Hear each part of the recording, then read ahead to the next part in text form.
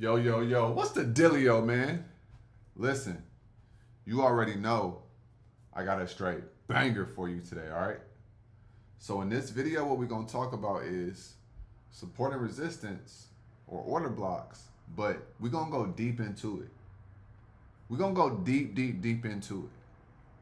We're going deep in the bag today, y'all. So, every day I say the more you study, the less you worry. And this video is going to be one of those ones where this is an example of that. I'm going to blow your mind today. So, nothing that I say in this video is financial advice, you guys. If you guys want financial advice, be sure to talk to a licensed financial advisor. So, support and resistance. But what about support and resistance are we going to talk about? Why does support and resistance exist? How come if there's a resistance level and it comes up to resistance and the stock comes back down? Why is that? Once you understand this is going to help your trading tremendously. It's going to help your trading tremendously. So let's get into it. So, what we're going to talk about is support and resistance, but a concept. A concept. I was studying and I found this. And I wanted to bring it to you guys because it made perfect sense. And I'm all about helping you guys understand things on a deeper, more granular level. So, there's something called anchoring bias. Anchoring bias. Right? Anchoring bias. And this is why support and resistance even makes sense. This is why it works the way it does. And once you understand this, you're going to become more of a assassin when it comes to trading. So, anchoring bias, right, y'all? So, we got good old Google, right? What is anchoring bias in trading? Anchoring bias is the tendency to rely too heavily on the first piece of information encountered when making decisions. In simple terms, it means getting stuck on a number. Anchoring bias investing occurs when investors fixate on reference points such as a stock's previous high, aka resistance. Right? What's an example of anchoring bias? For example, the initial price offered for a used car sets the standard for the rest of the negotiation, right? Here, prices lower than the initial price seem like a good deal, even if they are still higher than the car's actual value. As a result, our perception of reality is distorted and our decisions are biased, right? That is anchoring bias. Now, we're going to go through the charts and I'm going to show you guys how this makes sense, and we're going to bring this all together. But anchoring bias. So a previous number, a previous price sets the standard. So let's go to the charts and let me break it down. So let's say we have a stock, and let's find a stock that has a range. All right, perfect. Let's look at Meta, right? So we got Meta here, right? So we got this is support, right? This is support. So we got right here at 592.19. So we're going to put 592.19. Right? 592.19, y'all. All right, boom. Now we have this range right here.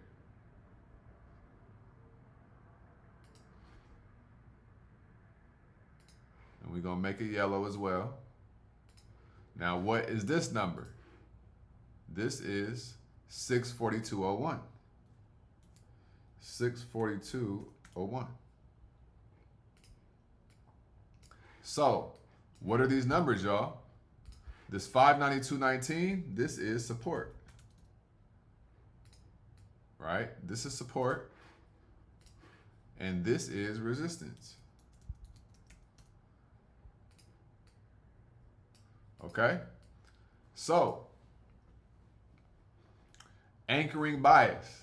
This is why support and resistance exist. So let's say a stock is running up and then it comes up to 642.01. All right. Let's say an investor or a trader buys in at 641, 642. Buys into stock. Right? At resistance. At resistance level. Right?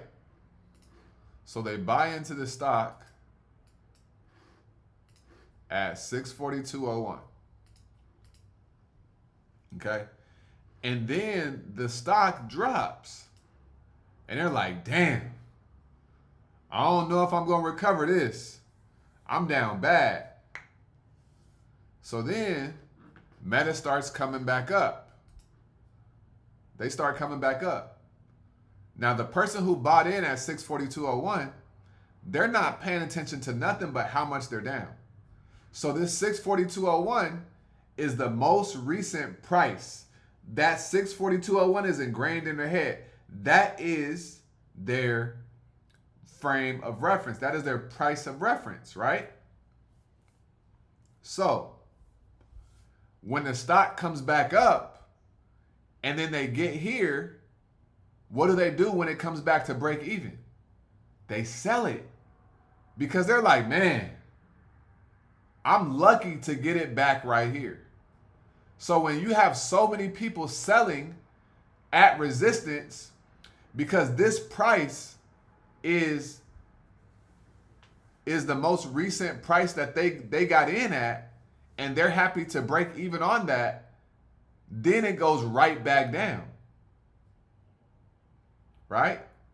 Until enough people buy in at this level to push it to go higher. Right? Now let's look at it from a support perspective.